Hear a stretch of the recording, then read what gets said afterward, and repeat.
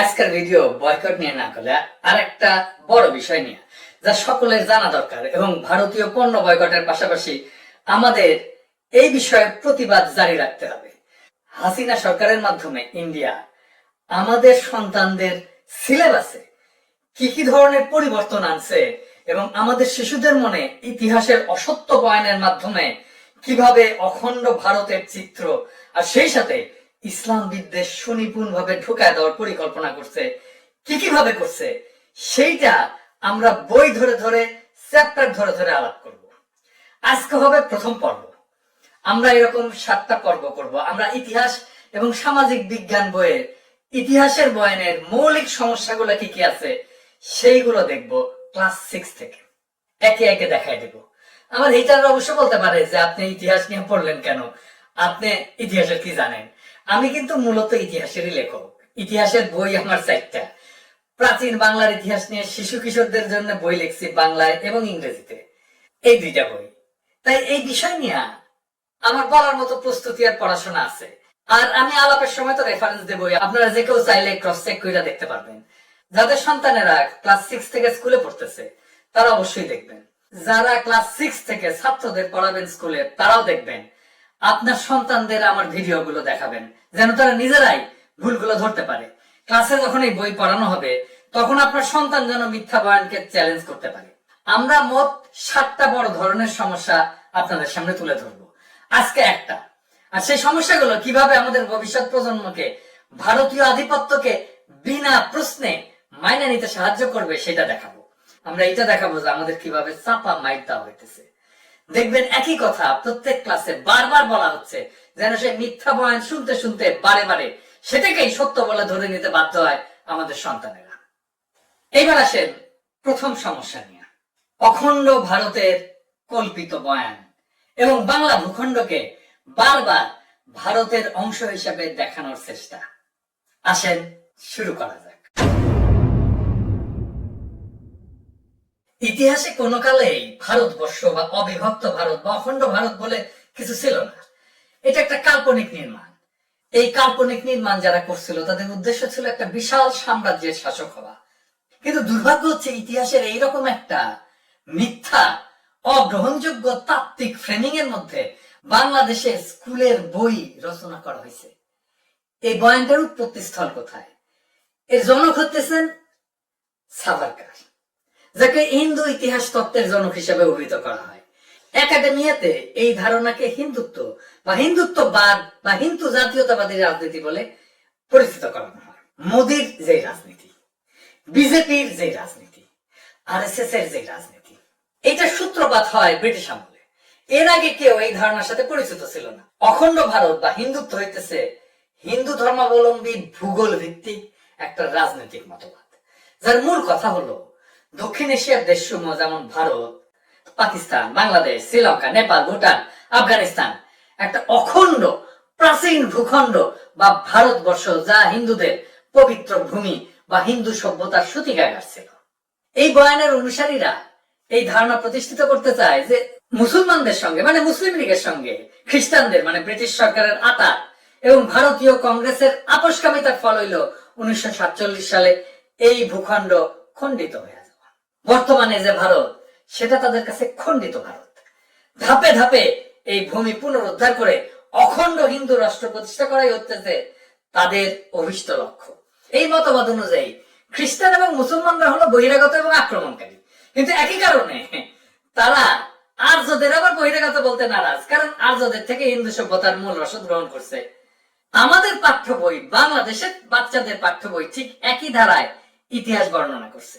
বাংলাদেশ, বাংলা, পূর্ববঙ্গ এই সমস্ত উল্লেখ করার সময় সুকৌশলে এই ভূখণ্ড ভারতের মধ্যে বিলীন করে দিছে। বাংলাদেশের বর্তমান সীমাকে দাবি করছে ভারতের পূর্ব অংশ হিসাবে। আমরা বইয়ের পাতা থেকে দেখি, বইয়ের পাতার নম্বর কিন্তু আপনিও মিলাই নিতে পারেন। এটিতে সাহেব আপনি হাইলাইট করে দেখান। ক্লাস 6 এর বইয়ের ছবি 52 পৃষ্ঠায় দেখেন, একই কথা না? 55 পৃষ্ঠায় দেখেন, একই কথা না? 106 পৃষ্ঠায় দেখেন, একই কথা না? 109 পৃষ্ঠায় দেখেন, একই কথা না? এবার 112 পৃষ্ঠায় দেখেন, একই কথা না? 113 পৃষ্ঠায় দেখেন, একই কথা না? একই কথা বারবার বারবার বারবার বলার মাধ্যমে, ওই যে বলা আছে না গোয়েবলসের তত্ত্ব, একটা মিথ্যা কথা বারবার বললে সেটা সত্য হয়ে যায়। একই কথা কতবার বলছে দেখছেন কতগুলো জায়গায়। এইবার আসেন ক্লাস 7 এর বই দেখি। দেখেন 65 পৃষ্ঠা, একই কথা না? দেখেন 66 পৃষ্ঠা, একই কথা না? 69 পৃষ্ঠা, একই কথা না? 70 পৃষ্ঠা, একই কথা না? 71 পৃষ্ঠা, একই কথা না? এইবার দেখেন ক্লাস 9 এর বই দেখি। 28 পৃষ্ঠা, একই কথা না? 90 পৃষ্ঠা, একই কথা না? 93 পৃষ্ঠা, একই কথা না? 100 পৃষ্ঠা, একই কথা না? 101 পৃষ্ঠা, একই কথা না? 103 পৃষ্ঠা, একই কথা না? কিভাবে বর্ণনা করা হয়েছে আমরা দেখলাম। প্রাচীন ইতিহাস বর্ণনা করেছে বাংলা অঞ্চল নামের একটা কল্পিত ভূখণ্ডের, যার কোনো সুনির্দিষ্ট সীমানা নাই। আমরা বইয়ের আবার পৃষ্ঠা থেকে আবার পড়ে দেখি। ক্লাস 6 এর 51 পৃষ্ঠা লেখা হয়েছে, এই বাংলা অঞ্চল আর আমাদের বর্তমান বাংলাদেশ কিন্তু এক না, বলে দিচ্ছে। কিন্তু বাংলা অঞ্চলের পূর্ব অংশে আমরা বাস করি। আবার এই কল্পিত বাংলা অঞ্চলকে প্রতিস্থাপন করা হয়েছে কল্পিত সে অখণ্ড ভারতের পূর্বাংশে, অর্থাৎ এই কল্পিত বাংলা অঞ্চল আদতে ভারতবর্ষের অংশ। ক্লাস 6 এর বইয়ে 52 পৃষ্ঠায় লেখা হয়েছে, বাংলা অঞ্চল ভৌগোলিক ও ঐতিহাসিক ভাবে প্রাচীন ভারতবর্ষের পূর্ব অংশ। একই কথা প্রত্যেক ক্লাসে বলা হয়েছে না? ক্লাস 7 এর 65 পৃষ্ঠা বলা হয়েছে কিভাবে অখণ্ড ভারত থেকে কালক্রমে বাংলা নামের ভূখণ্ডের উৎপত্তি হয়েছিল। দেখেন কি লেখছে, ভারতবর্ষের পূর্বাংশে অবস্থিত বাংলা অঞ্চল, এই অঞ্চলে প্রাচীন বঙ্গ জনপদ থেকে ধীরে ধীরে বাঙ্গাল, তারপরে বাংলা এবং 18 শতক থেকে বেঙ্গল নামে পরিচিতি গড়ে উঠেছে। পুরো পাঠ্য বই জুড়ে যে মানচিত্রগুলো দেওয়া হয়েছে না, সেখানে বর্তমান ভারত, পাকিস্তান, বাংলাদেশকে একটা একক ভূখণ্ড হিসেবে উপস্থাপন করে দেওয়া হয়েছে। তার ভেতরে বাংলাদেশ, বাংলা অঞ্চলকে নির্দেশ করা হয়েছে যাতে করে শিশুর মানসপটে এটা ঐতিহাসিক ভাবে একটা অখণ্ড ভূখণ্ড হিসেবে গাইথা থাকে। ক্লাস 6 এর বইতে 66 পৃষ্ঠায় খুব স্পষ্ট ভাবে বাংলাদেশের প্রাচীন ভৌগোলিক পরিচয়টা দেওয়া হয়েছে এইভাবে। ইতিহাসের আলোকে আমাদের অবশ্যই মনে রাখতে হবে, প্রাচীনকালে যে ভূখণ্ড ভারতবর্ষ নামে পরিচিত ছিল, সেই ভূখণ্ড এখন দক্ষিণ এশিয়া বা ভারতীয় উপমহাদেশ নামে পরিচিত। দেখছেন তো, অখণ্ড ভারত। দক্ষিণ এশিয়ায় কয়টা রাষ্ট্র? 8টা রাষ্ট্র, আফগানিস্তান, পাকিস্তান, ভারত, শ্রীলঙ্কা, বাংলাদেশ, নেপাল, ভুটান এবং মালদ্বীপ। অর্থাৎ একটা বিস্তীর্ণ ভূখণ্ডকে পরিচয় করে দেওয়া হচ্ছে কল্পিত অখণ্ড ভারতবর্ষ হিসাবে, যার কোনো ঐতিহাসিক ভিত্তি নাই। এবং আজকের স্বাধীন সার্বভৌম বাংলাদেশ আদতে ছিল এই কল্পিত অখণ্ড ভারতের একটা অবিচ্ছেদ্য অংশ। কি সর্বনাশের কথা! ক্লাস 6, ক্লাস 7, ক্লাস 9 পর্যন্ত যে ইতিহাস এবং সামাজিক বিজ্ঞান বইয়ের ইতিহাস লেখা হয়েছে, তাই অখণ্ড ভারত বয়ানকে ভিত্তি করে লেখা হয়েছে। খুবই কৌশলে লেখা হইলেও বাংলাদেশের প্রাচীন ইতিহাসের যাদের ন্যূনতম ধারণা আছে তারা বিষয়টা ধরে ফেলতে পারবেন। দেখেন, যতবার বাংলাদেশ ভূখণ্ডকে পরিচয় করায় দেওয়া হচ্ছে ততবারই বলা হচ্ছে ভারতের পূর্বাঞ্চল। যতবার বাংলাদেশ বলা হচ্ছে ততবার বলা হচ্ছে ভারতের পূর্বাঞ্চল, ভারতের পূর্বাংশ, যেন ঐতিহাসিক ভাবে বাংলা ভারতেরই অংশ। অথচ ইতিহাসে কখনোই বাংলা একক ভারতের কোন অঞ্চল ছিল না। তাহলে সঠিক ইতিহাস কি ছিল? ইতিহাসের নিরিখে অখণ্ড ভারত একটা কল্পিত ভূখণ্ড, যা ইতিহাসের কোন কাল পর্বে এক এবং অখণ্ড ছিল না। বিশেষত ঐতিহাসিক কাল পর্ব ধরেন খ্রিস্টপূর্বাব্দ 500 শতক থেকে 1800 শতক সময়কালের ভেতরে ভারতের যে ভূখণ্ড, সেই ভূখণ্ডটাই কখনো একক শাসনাধীনে থাকার প্রমাণ পাওয়া যায় না। মৌর্য আমল থেকে মোগল আমল পর্যন্ত প্রায় 2000 বছরের ভারতীয় ইতিহাসে মোগলদের সাম্রাজ্য ছিল সবচেয়ে বড়, বিস্তৃত, অর্থনৈতিকভাবে শক্তিশালী। মোগল সম্রাট আওরঙ্গজেবের শাসনামলে ভারতের জিডিপি ছিল পৃথিবীর মাঝে সর্বোচ্চ। অখণ্ড ভারতের কল্পিত সীমানা সেই মোগলদের সময় ছিল না। এমনকি সম্রাট অশোকের সময় এর অস্তিত্ব পাওয়া যায় না। মহাত্মা গান্ধীর খুব ঘনিষ্ঠ ছিলেন ভারতীয় লেখক ভবানী প্রসাদ চট্টোপাধ্যায়। উনি বলছেন, পাকিস্তান সৃষ্টিকে দেশ বিভাগ বলে ইতিহাসে বিবৃত করা হয়েছে, এর কারণে কোনো ব্যর্থতা বোধকতা নেই। এটি জানা সত্য যে আসমুদ্র হিমাচল ভারতবর্ষ কোনোদিনই একটি রাষ্ট্ররূপে বিরাজ করেনি। এই দেশ বিভিন্ন সময়ে ভিন্ন ভিন্ন সম্রাট অথবা বাদশার শাসনাধীন হয়েছে। তাদের রাষ্ট্রের পরিধি সকল ক্ষেত্রে এক থাকেনি, কখনো তা বিস্তৃত হয়েছে, কখনো বা সংকুচিত। আর এই অখণ্ড ভারতের এই মিথ্যা জিগির কখন শুরু হয়েছিল জানেন? ইংরেজ আমলে 1800 শতকে, এবং করতে হিন্দু শুরু করে নাই, জেমস মিল নামে ইংরেজ ভদ্রলোক শুরু করছেন এই ধারণাকে ফুলায় ফাঁপায় প্রচার করা শুরু করেন হিন্দুদের ভেতরে, যেন হিন্দুদের ভেতরে একটা আলাদা সাজাত্যবোধ তৈরি হয়। এর আগে এই অখণ্ড ভারতীয় ধারণার কথা কেউ বলেনি। ডক্টর গৌতম নিয়োগী উনি বলছেন যে হিন্দু জাতীয়তাবাদের সময়ের প্রয়োজন ছিল হয়তো সাজাত্যবোধ জাগ্রত করার জন্য, কিন্তু তাতে এক ধরনের হিন্দু সাম্প্রদায়িকতার সৃষ্টি হয়েছিল। এই শতাব্দীর গোড়া থেকে ইতিহাসের ছাত্রছাত্রীরা প্রাচীন ভারতকে হিন্দু ভারত বলেই মেনে এলেন। পরবর্তী সময় এই সাভারকার এই ধারণাকে চরম রাজনৈতিক রূপ প্রদান করল। মৌর্য সাম্রাজ্য, সম্রাট অশোকের আমল দেখেন, ব্রিটানিকার মানচিত্রে ব্রিটিশ শাসনের যুগে ভারতের খন্ড খন্ড অবস্থান, কখনোই ভারত অখণ্ড ছিল না। এখন প্রশ্ন হচ্ছে, বাংলা কি ভারতের অন্তর্ভুক্ত ছিল? না, সেটাও ছিল না, কোন কালেই ছিল না। স্কুলের বইয়ে ইতিহাসের যে নতুন বয়ান প্রচলন করা হয়েছে, সেখানে এই ভূখণ্ডের মানুষ হাজার হাজার বছর ধরে ইতিহাসের যে স্বাধীন এবং স্বতন্ত্র ধারা তৈরি করছিল সেটাকে নাই করে দেওয়া হয়েছে। অর্থাৎ আদিকাল থেকে বর্তমান বাংলাদেশ নামের এই ভূখণ্ডের অধিবাসীদের স্বতন্ত্র অস্তিত্বকে আড়াল করে মূল ফোকাসটা করা হয়েছে কিভাবে একটি অখণ্ড ভারতীয় সত্তা থেকে 1971 সালে স্বাধীন বাংলাদেশের জন্ম হয়েছে। ইতিহাস বর্ণনার এই ধারাকে বলা যায় বাংলাদেশের প্রাচীন ইতিহাসের ভারতীয়করণ প্রকল্প হিসাবে। তাত্ত্বিকভাবে এইটা দামোদর সাভারকারের অখণ্ড ভারতীয় বা হিন্দু জাতীয়তাবাদী ইতিহাস, আর সেই ইতিহাস পড়ানো হচ্ছে বাংলাদেশের বাচ্চাদের। আর বাংলাদেশের ইতিহাস বর্ণনা করা হচ্ছে কোন ফোকাস থেকে? কখনো সেটার ফোকাস হচ্ছে মগধ, কখনো সেটার ফোকাস হচ্ছে দিল্লি। তবে ইতিহাসের নানা পর্বে প্রাচীন বাংলাদেশের মানুষ উত্তর ভারতীয় শাসকদের কাছ থেকে নিজেদের স্বাধীন সত্তাকে আলাদা রাখতে সমর্থ হয়েছিল বলে নানা প্রত্নতাত্ত্বিক সূত্রে কিন্তু জানা যায়। সম্ভবত এই এলাকার নিচু জলাভূমি, অসংখ্য নদী নালা, উষ্ণ জলবায়ু, বৃষ্টিপাত, মশা প্রভৃতি প্রাকৃতিক সুরক্ষা হিসেবে কাজ করছিল, যে কারণে এইখানে বহিঃশত্রুর আক্রমণ কিংবা উত্তর ভারতীয় শাসকদের প্রভাব বিস্তারের আকাঙ্ক্ষা জয় বাংলা হয়ে গেছিল। সুকুমার সেনের মতো সাম্প্রদায়িক লোক বলছেন যে বাংলাদেশ এক হিসেবে চিরকাল ভারতবর্ষের বাইরে ছিল। সুতরাং উত্তরা পথে তুর্কি অভিযান অনেকদিন হইতে শুরু হইলেও তাহা পল্লীবাসী সুখসুপ্ত বাঙালির কর্ণগোচর হয় নাই। গদাধর কোলে তার বাংলার ইতিহাস বইয়ে দেখাইছেন যে ভারতের মতো এই পূর্ববঙ্গেও ভিন্ন ভিন্ন রাজ্য ছিল। এই অঞ্চলটা কখনোই প্রাচীনকালে অখণ্ড ভারতের অধীনে শাসিত হতো না। যেমন ময়মনসিংহ অঞ্চল, ভোগ বেতাল রাজ্য নামে প্রাচীন ক্ষত্রিয় রাজ্য ছিল। শ্রীহট্টে মানে সিলেট ছিল আলাদা ক্ষত্রিয় রাজ্য। এছাড়া বিভিন্ন সময় বিভিন্ন অঞ্চল ভিন্ন ভিন্ন বৌদ্ধ রাজাদের দিয়ে শাসিত হয়েছে। এছাড়া বাংলায় বিভিন্ন সময় বিভিন্ন জায়গায় সামন্ত রাজ্য ছিল, এগুলো আলাদা আলাদা অঞ্চলকে শাসন করত। প্রাচীন বাংলার মানচিত্রই প্রমাণ করছে যে বাংলা আলাদা আলাদা জনপদে বিভক্ত ছিল। প্রাচীন ভারতে প্রথম সাম্রাজ্য গড়ে উঠছিল চন্দ্রগুপ্ত মৌর্যের আদরে, খ্রিস্টপূর্ব 322 সালে মৌর্য সাম্রাজ্য নামে। তারও আগে গ্রিক বীর আলেকজান্ডার 326 এবং 327 খ্রিস্টপূর্ব সালে, সেই সময়ের ভারতে, তখন ভারত নামে কোনো দেশ জানা যায় না, তবে ক্ষুদ্র ক্ষুদ্র ভাগে নানা রাজ্য ছিল, এগুলোকে বলা হতো জনপদ বা রাজ্য।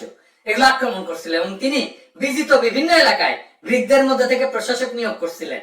সেই সময় বর্তমান বাংলাদেশ এবং পশ্চিমবঙ্গ অঞ্চলে অত্যন্ত শক্তিশালী গঙ্গারিডি বলে একটা জাতি বাস করতো বলে জানা যায়, যাদের বসবাসের এলাকা হিসেবে অনেকে বলছেন যে চন্দ্রকেতুগড়ের কথা বলছেন। আবার কিছু প্রত্নতাত্ত্বিক গবেষণায় দেখা গেছে যে জায়গাটা সম্ভবত ছিল নরসিংদীর ওয়ারি বটেশ্বর অঞ্চল। এই ওয়ারি বটেশ্বরে কিছু রূপার মুদ্রা পাওয়া যায়। এই এলাকায় স্বাধীন এবং রূপার মুদ্রা যেহেতু আছে, তার মানে একটা স্বাধীন জনপদ ছিল, কারণ রাজাই মুদ্রা চালু করে। রাজার যে রাজ্য আছে, আমি যেটা শাসন করি, সেটা একটা প্রমাণ হচ্ছে আমার মুদ্রা আছে। উত্তর ভারতে মৌর্য সাম্রাজ্য গড়ে ওঠার আগে কিন্তু এটা, তারও আগে খ্রিস্টপূর্ব 500 সাল থেকে এই অঞ্চলে মানুষের বসতি ছিল, যারা ছিল এই এলাকার আদিম অধিবাসী। এই মানুষেরা ছিল কৃষিজীবী, যারা একটা স্বতন্ত্র কৃষি উৎপাদন পদ্ধতি আবিষ্কার করছিল, বিশেষ করে শুকনা ধান এবং কাউন চাষাবাদের মাধ্যমে। এই স্বতন্ত্র কৃষি উৎপাদনের ধারাবাহিকতাতেই কালের পরিক্রমায় বর্তমান বাংলাদেশ অঞ্চলে একটা স্বাধীন জনপদ গড়ে উঠছিল বলে প্রত্নতাত্ত্বিকরা প্রমাণ পাইছেন। সম্ভবত এই রাজ্যের নাম ছিল লৌহিত্য, এবং আমাদের বাচ্চাদের ইতিহাস বইয়ে পুরা ইতিহাস নাই করে দেওয়া হয়েছে। বর্তমানে বাংলাদেশের ভেতরে মহাস্থানগড় কিছুকালের জন্য সম্ভবত মৌর্য শাসকদের শাসনাধীনে আসছিল। একটা লিপি সাক্ষ্যের ভিত্তিতে এই অনুমান করা যায়। ক্যালিফোর্নিয়া ইউনিভার্সিটির প্রফেসর মনিকা এল স্মিথ মৌর্য সম্রাট অশোকের পাথর লিপি এবং স্তম্ভ লিপির প্রাপ্তি স্থানের উপরে ভিত্তি করে দেখাইছেন যে মৌর্য সাম্রাজ্যের এই সকল নিদর্শন বর্তমানে উড়িষ্যা, পশ্চিমবঙ্গ এবং বাংলাদেশে ছিল না, বরং পশ্চিম গান্ধার মানে যেটা কান্দাহার বলা হয় আফগানিস্তান ওই পর্যন্ত বিস্তৃত ছিল, কিন্তু বাংলাদেশে ছিল না, উড়িষ্যায় ছিল না, পশ্চিমবঙ্গেও ছিল না। এবং পরবর্তীতে গুপ্ত শাসনামলে কিছু ভূমি দানপত্র এবং মুদ্রা বিক্ষিপ্তভাবে পাওয়া গেলেও সেই সময়ের বসতি কিংবা গুপ্ত সময়ে উত্তর ভারতে যে ধরনের অবকাঠামো তৈরি হয়েছিল, বিল্ডিং, রাস্তাঘাট ইত্যাদি ইত্যাদি, তা এই এলাকায় পাওয়া যায় না। তার উপরে শশাঙ্ক, পাল এবং সেন রাজারা যে রাজ্য বিস্তৃত করছিল তার কেন্দ্রে ছিল বর্তমান বাংলাদেশ এবং পশ্চিমবঙ্গ। তারপরে আমরা তো জানি সেগুলো গৌড় ছিল, পুণ্ড্রবর্ধন ছিল, নওগাঁর দিকে ছিল।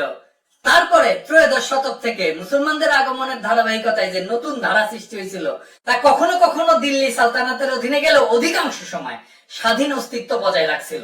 মোগলদের সময় সুবা বাংলা অনেকটা স্বাধীনতা ভোগ করত, যে কারণে এই সময়কে অনেকে নবাবী আমলও বলে থাকেন। আনুমানিক খ্রিস্টপূর্ব 500 অব্দ থেকে 1757 সালে ইস্ট ইন্ডিয়া কোম্পানির হাতে স্বাধীনতা হারানোর আগে পর্যন্ত যে প্রাচীন বাংলাদেশের রাজনৈতিক পথ পরিক্রমা তার অধিকাংশ জুড়েই ছিল স্বতন্ত্র মহিমায় সমুজ্জ্বল এক স্বাধীন বাংলা ভূমি, কখনো একক শাসনাধীনে, আবার কখনো নানা জনপদে নানা রাজ্যে বিভক্ত থাকলেও সার্বিকভাবে এলাকা নিজস্ব বৈশিষ্ট্য মণ্ডিত ছিল। তবে বর্তমানের ভারতীয় ভূখণ্ডের নানা রাজ্য, বিশেষত মধ্যগাঙ্গেয় উপত্যকার মানুষের সাথে এক ধরনের বাণিজ্যিক এবং সাংস্কৃতিক যোগাযোগ ছিল, এটা প্রত্নতাত্ত্বিক আনামতে স্পষ্টভাবে দেখা গেছে। তবে এই ধরনের বাণিজ্যিক এবং সাংস্কৃতিক সম্পর্ক কিন্তু প্রাচীন বাংলাদেশের সাথে দক্ষিণ পূর্ব এশিয়া, তিব্বত, চীন এদের সাথেও ছিল, এবং এই সম্পর্কে প্রত্নতাত্ত্বিক সাক্ষ্য পাওয়া গেছে, প্রমাণ পাওয়া গেছে। তাহলে প্রাচীন কাল থেকে এরকম একটা স্বাধীন স্বতন্ত্র রাজনৈতিক ইতিহাসের উত্তরাধিকারী ভূখণ্ডকে কেন বাংলাদেশের স্কুলের পাঠ্যপুস্তকে ভারতীয়করণ করা হলো? এমনকি ভারতের যারা প্রগতিশীল ঐতিহাসিক বুদ্ধিজীবী তারাও এই ধরনের ইতিহাসের বিরোধিতা করে। ভারতের পশ্চিমবঙ্গের স্কুলের ইতিহাস বইতেও এইরকম ন্যারেটিভ কিন্তু নাই।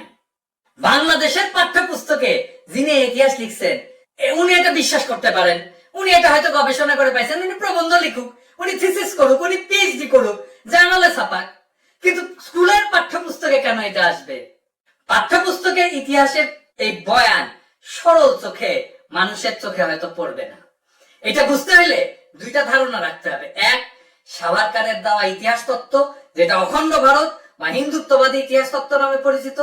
দুই, প্রাচীন বাংলাদেশ এবং ভারতের ইতিহাসের মৌলিক জ্ঞান।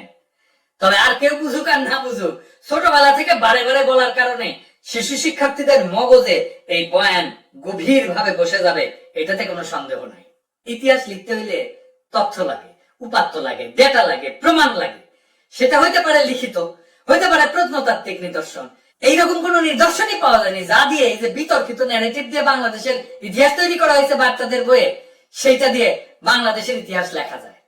বাংলাদেশের প্রাচীন ইতিহাস যারা লিখছেন কারো লেখনীতেই এই ধরনের বয়ান পাওয়া যায় না। এই ধরনের ইতিহাস ইতিহাসের বিকৃতি, এইটা চূড়ান্ত ভাবে অনৈতিহাসিক এবং কল্পকাহিনীর নামান্তর। উপরন্তু এই ধরনের ইতিহাস স্বাধীন সার্বভৌম বাংলাদেশের অখণ্ডতা, জাতীয় সংহতির জন্য দীর্ঘমেয়াদে একটা বিশাল সংকটের কারণ। এই ধরনের বিকৃত ইতিহাস কোন ক্রমেই স্কুলের পাঠ্য হতে পারে না। এই বইগুলো বাতিল করতে হবে, আমূল সংস্কার করতে হবে। যিনি ইতিহাস লিখছেন তাকে বাদ দিয়ে দেশের প্রথিতযশা প্রত্নতাত্ত্বিক ইতিহাসবিদদের সমন্বয়ে কমিশন গঠন করতে হবে। এই ধরনের দেশ বিরোধী, স্বাধীনতার চেতনা বিরোধী বিকৃত ইতিহাস কিভাবে এবং কেন লেখা হলো সেটারও তদন্ত হওয়া উচিত। আগামী পর্বে আমরা 2 নাম্বার সমস্যা নিয়ে আলাপ করব। সেইখানে দেখানো হয়েছে মুসলিমদেরকে ভিনদেশীয় বলে চিহ্নিত করা হয়েছে। আজকের ভিডিও শুধু দেখলেই হবে না, এটা শেয়ার করবেন তাদের কাছে যাদের সন্তানেরা স্কুলে পড়তেছেন। আমি একটা কথা বারবার বলি, আমাদের স্বাধীনতা, সার্বভৌমত্ব, আঞ্চলিক অখণ্ডতা এইটা হুমকির মুখে। আর এই হুমকি কোথায় থেকে শুরু হচ্ছে সেইটা দেখেন, পাঠ্যপুস্তক থেকে। আমাদের বাচ্চাদের, আমাদের সন্তানদের মাথাতে ঢুকায় দেওয়া হচ্ছে দাসত্ব, আর এইটাকে আমাদের প্রতিরোধ করতেই হবে।